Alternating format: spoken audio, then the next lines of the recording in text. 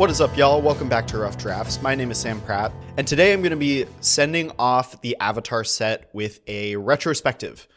I don't have a very set structure for this episode. I'm mostly just going to be talking about a bunch of random points from this format that I'm going to remember going forward.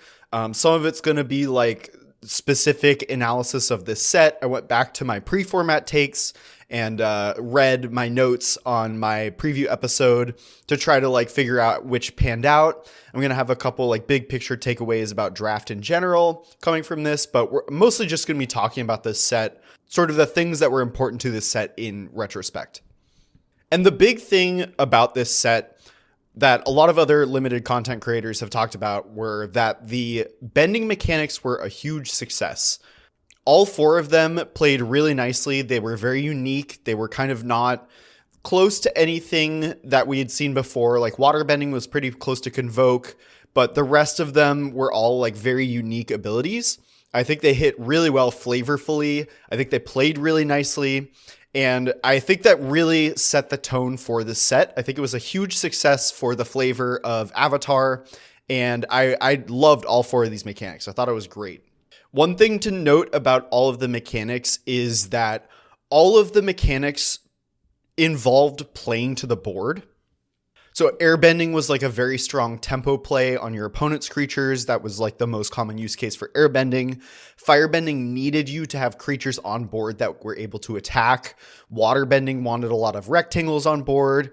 Earthbending didn't like ask anything of you, but it was a very board-centric mechanic. It was just like stats, and there were a lot of really interesting decisions about going tall versus going wide. Do you want to use this creature in combat, or do you want to spend the mana? So all four of these mechanics were very board-centric, and I think that also set the tone for what this format was all about. I think most mechanics are board-centric, but a lot of times you'll have something like Delirium in the set, which is a mechanic that plays out of the graveyard and sort of sets up this like synergy engine where you have to like figure out how to get things in the graveyard, something like that. I think it was very unique in this format that all of the major mechanics required you putting cardboard on the table. And that really played out in the card evaluation for this set. I think this format was all about playing to the board. You know, I do think every limited format in some respect is about, you know, quote unquote, playing to the board. But the fact that all of the bending mechanics really required things on the table, you needed attacks to do firebending, it really meant that the cards that were important in this format were just like bread and butter magic. Like you wanted to just play stats, curve out, etc. If you look at the shape of the data, like if you look at the top performing uncommons, top performing commons, I think this is the story that the data tells. If you look at top uncommons, you have Aang the Last Airbender, Invasion Submersible, Earth Kingdom Jailer, which are very powerful cards that add something to your side and take away something on your opponent's side. Some of the top commons in the set were just these generically good 2-drops that smoothed your draws. Compassionate Healer and Yuyan Archers were among the top performing commons in their colors. A huge thing from previews to the first week was the overperformance of both Watery Grasp and Path to Redemption. There were a lot of reasons why these cards were going to perform poorly, especially considering like Airbending Lesson was a very good card in this format. Using your removal spell on a creature and then having the creature get airbent sounded like a really bad time, but this format was so much about attacking and blocking, and Watery Grasp and Path to Redemption did this so effectively that it ended up not really mattering, and these two cards ended up being very, very key players in their respective colors as well. I think Quench, It'll Quench Ya being so high up in the common power rankings also was a symptom of a board-centric format. Quench is a card that is fairly easy to play around if you know what you're doing, but games were so tight and you needed to be able to curve out, put stats on board, that it was hard to play around Quench. You really just had to spend your mana every turn in the early turns, and if you were able to set up a board position and then hold up Quench, you were in a really advantageous position. So like the shape of this format overall, it was way less about synergies, about setting up an engine, and way more about just having a really good curve, a functional limited deck. And this sounds really vanilla, but I found that there was a lot of room to play in terms of like colors and what your mana base looked like and what exact flavor of your color pair that I ended up really liking this format, even if I'm sort of pitching it as a very vanilla limited set. I think you can't really talk about this set without mentioning the rares. There was an abnormally high number of really great rares in this set. And as a side note, this is another reason why I found that board presence was so crucial. Having the capacity to pressure your opponent and also having the capacity to have some reach to end the game out of a stalled board, whether it be like Otter Penguin or Glider Staff or something like that. All of those things were really crucial because there was a very high likelihood that your opponent was going to play a really strong rare and have that pull the game ahead of them. And it was a lot easier to win the games if you had the capacity to pressure your opponent early and impact their plays that way. I actually liked the rares in this format. I think there were probably like 5 to 10 too many good ones, like A-level rares, but they did correctly double pip almost all of them. It was really, really hard to splash a lot of the rares. I'm thinking mostly like the ones that come to mind are the mythic sagas, like the old avatars, like Legend of Kyoshi, Legend of Roku. These were very, very strong cards. They were among the best cards in the set, all 5 of them. But they were not feasibly splashable. Like double pip is such a higher bar to clear. And the fixing in this format was good. I did play 3-color decks to 4-color decks quite a bit. It was just very difficult to actually splash rares. And so there was a pretty interesting dynamic in the drafts I found of where you wanted to get really deep into a single color and then sort of figure out your secondary color later on, because it opened you to the capacity of opening an off-color double pipped rare and moving in as your secondary color there. I found that this format was way more about individual colors than color pairs. And this is something I'm going to talk about a little bit later as well, considering the monocolor payoffs in this format. But I really like that dynamic of like your blue-white deck could either play from the blue side or the white side, and it looked dramatically different based on which was like your base color than just like the blue-white deck was like flyers or whatever. Like the blue-white signpost, the Air Nomad Legacy was a card that a lot of white-blue decks didn't even care about at all. Like blue-white was maybe the best deck in the format and like did not care about its signpost in like 40% of decks. So I thought that was a really interesting dynamic for this format as well. Another thing about the rare, just before I move on, is I do think the set had too many good rares, but I do think that the shape of the rares was not that they were like unbeatable. Like I think about Tarkir Dragonstorm has like so many mythics that just like I'm thinking like Ureni or Jeskai Revelation, where that card comes down and it mostly invalidates everything that came before it. And those cards are very, very expensive, but sort of just win the game on their own. None of the rares, for the most part, none of the rares in this format kind of behaved like that. They were just like really strong on rate, had a lot of value, but you could absolutely beat a Legend of Roku, a Legend of Kuruk. Like if you were already ahead in a winning position and you slammed these rares, you were doing really well. But if you were properly pressuring your opponent, like a Legend of Kuruk is not going to pull you out of a bad board position immediately. It can help, but I found that the rares were very, very beatable in this format, and I really liked the dynamic of trying to beat my opponent's rares or trying to beat my opponent before the rares came down. I want to touch on the monocolor payoffs, or like the mono land payoffs. They weren't actually like monocolor payoffs, but they cared about the number of basic lands of a certain type. I thought this was an awesome part of this format. 4 of the 5 of them, the red one was pretty bad, but the rest of them I found were all fairly strong. I played all 4 of them. I had decks where they were great. And this sort of added to the dynamic that I mentioned previously about this format, where it's more about the individual colors than the color pairs. I played a lot of blue decks with Waterbending Scroll that was like 10 to 11 islands and maybe playing like 2 secondary colors.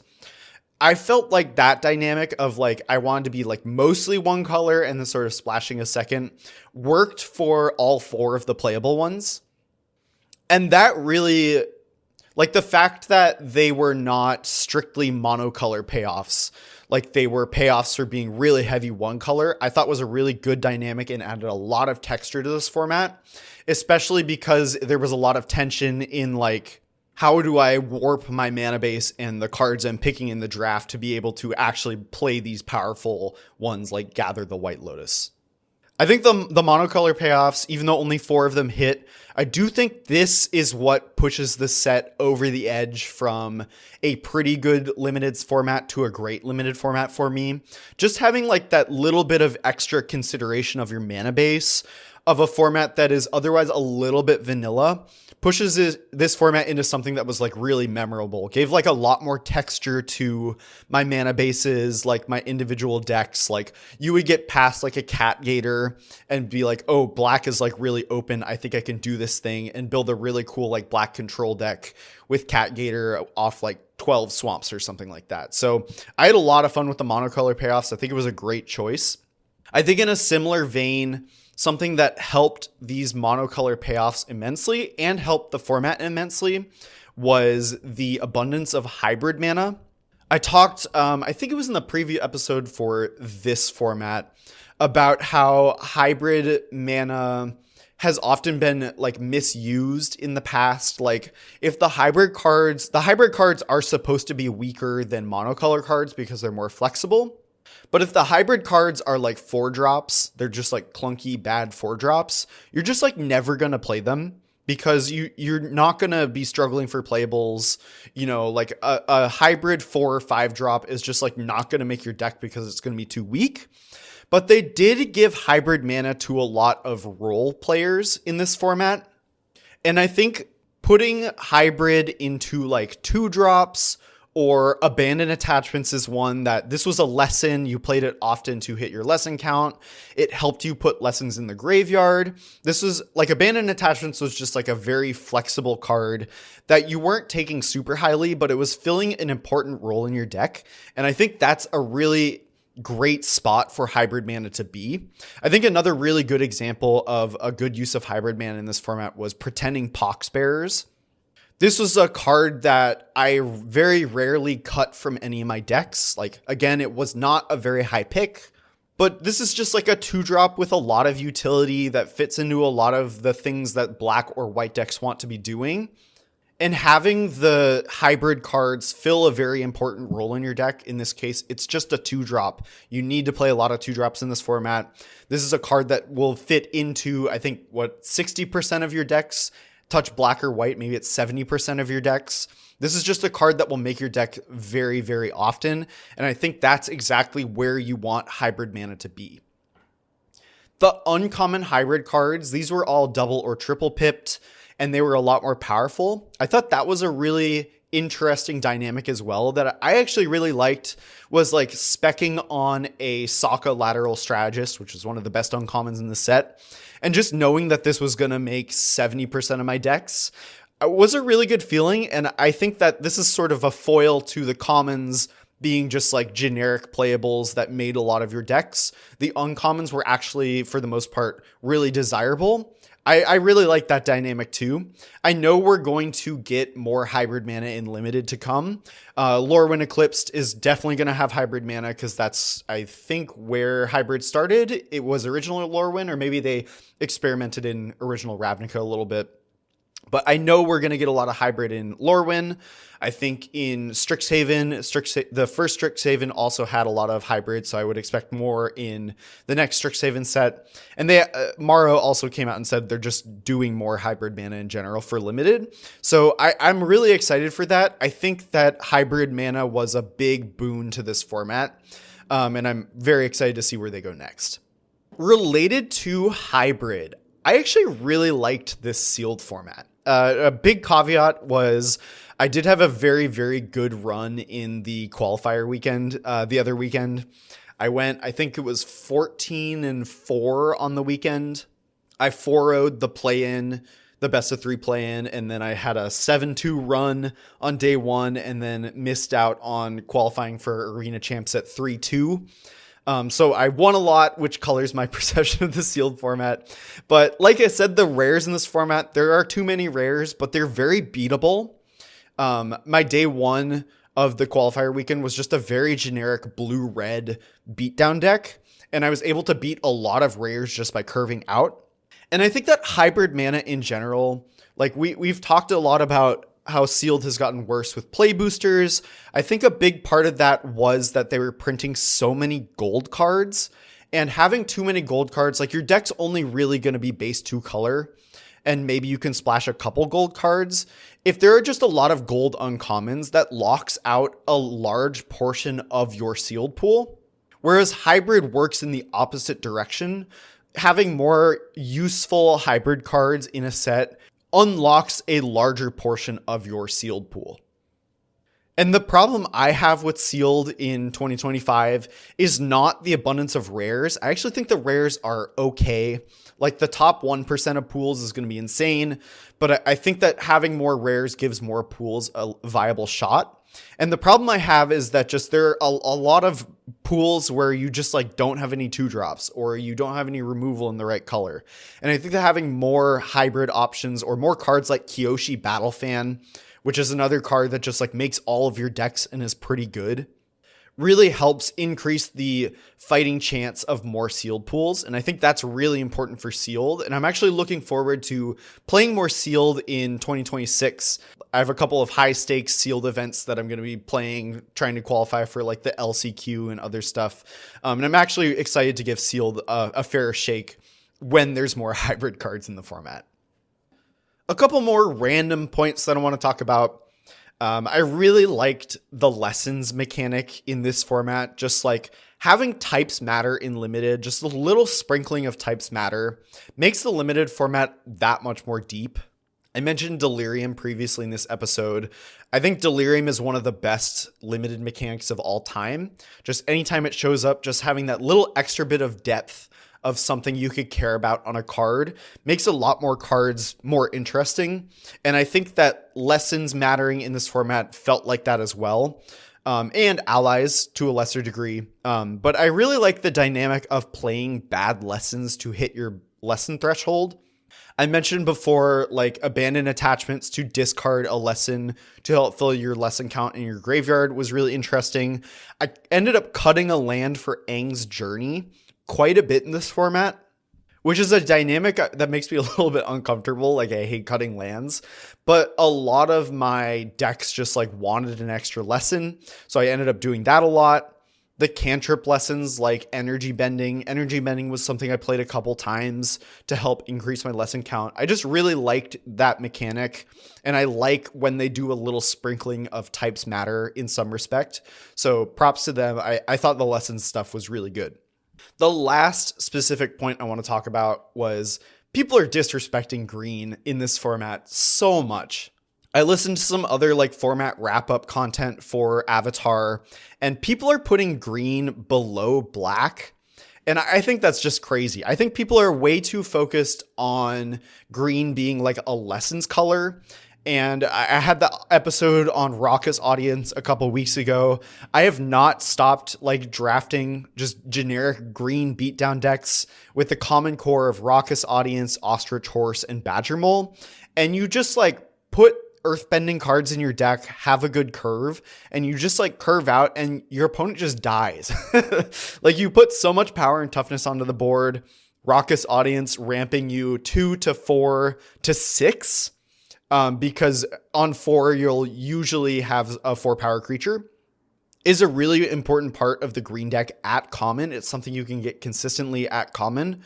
My final power rankings of the colors would be like white and blue tied for first, and then green above both black and red. I really think that green has a very good core at common. I think people are disrespecting it, and I'll throw my money down on my green Raucous Audience deck any day. Overall, I like this set a lot. I love this set. I think that, once again, the bending mechanics were a slam dunk. I think there was just enough variety in the decks. The format was very balanced. Like black, I think, was the weakest color, but it was balanced out pretty effectively by the black rares. When I typed these notes initially, I said that maybe this was my favorite format of the year. And I am actually about to record my episode for next week, which is the like wrap up of 2025 limited sets. And spoiler alert, this was not my favorite format of the year after like considering all the other sets more deeply. But I do think this was a very, very solid limited format.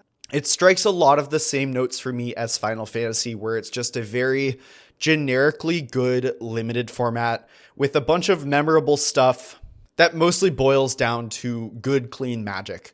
And I think if we get more sets like this in 2026, I'm going to be very, very happy. Like I said, next week, I'm going to be sort of ranking the sets in 2025. It's going to be like a year-end review.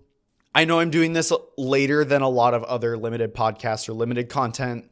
The episode will be coming out on January 8th. To me, that's fine. To me, like the new year and the Magic New Year are slightly offset.